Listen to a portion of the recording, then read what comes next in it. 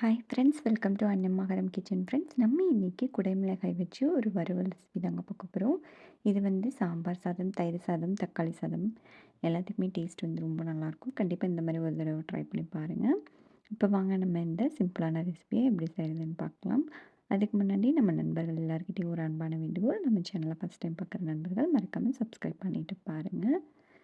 இப்போ இதுக்கு ஒரு கடாய் வச்சுக்கோங்க. அதில் 2 டீஸ்பூன் அளவுக்கு கடலைப்பருப்பு, 1 டீஸ்பூன் அளவுக்கு உளுந்தம் பருப்பு, 1/2 டீஸ்பூன் அளவுக்கு மிளகு, உங்கள் காரத்துக்கு தகுந்த மாதிரி வரமிளகாய் சேர்த்துக்கோங்க. ஒரு 4, 5 இலை மட்டும் கருவேப்பிலை சேர்த்துக்கோங்க, அதிகமாக வேண்டாம்.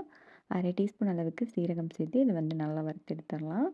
லோ ஃப்ளேமில் வச்சு நல்லா வாசனை வர அளவுக்கு வறுத்து எடுத்துக்கோங்க, கருகிடக்கூடாது. இப்போ இது நல்லா வறுபட்டது. இது கூடவே 3 டீஸ்பூன் அளவுக்கு துருவின தேங்காய், 2 டீஸ்பூன் அளவுக்கு வறுத்த நிலக்கடலை சேர்த்துக்கோங்க. இதையும் சேர்த்துட்டு நல்லா வறுத்து எடுத்துக்கலாம். பாருங்கள், இந்த அளவுக்கு நல்லா வறுபட்டதோ இதை ஆற வச்சு மிக்ஸி ஜாருக்கு மாற்றிக்கோங்க. இப்போ இதை தண்ணி சேர்க்காம நல்லா பவுடர் அரைச்சி எடுத்துக்கோங்க. இது இருக்கட்டும். இப்போ ஒரு கடாய் வச்சு 2 டீஸ்பூன் அளவுக்கு எண்ணெய் சேர்த்துக்கோங்க.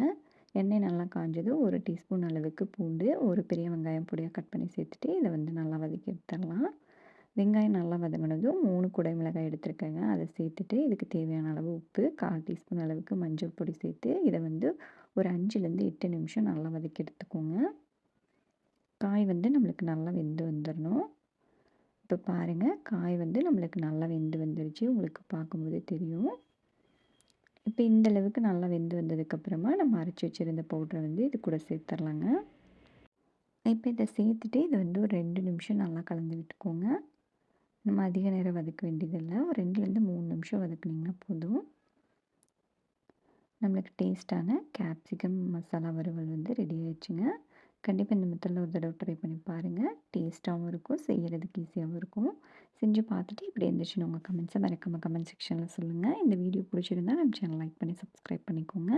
உங்கள் ஃப்ரெண்ட்ஸ் அண்ட் ஃபேமிலி மெம்பர்ஸ் கூடயும் ஷேர் பண்ணுங்கள். வீடியோ பார்த்த அனைவருக்கும் நன்றி.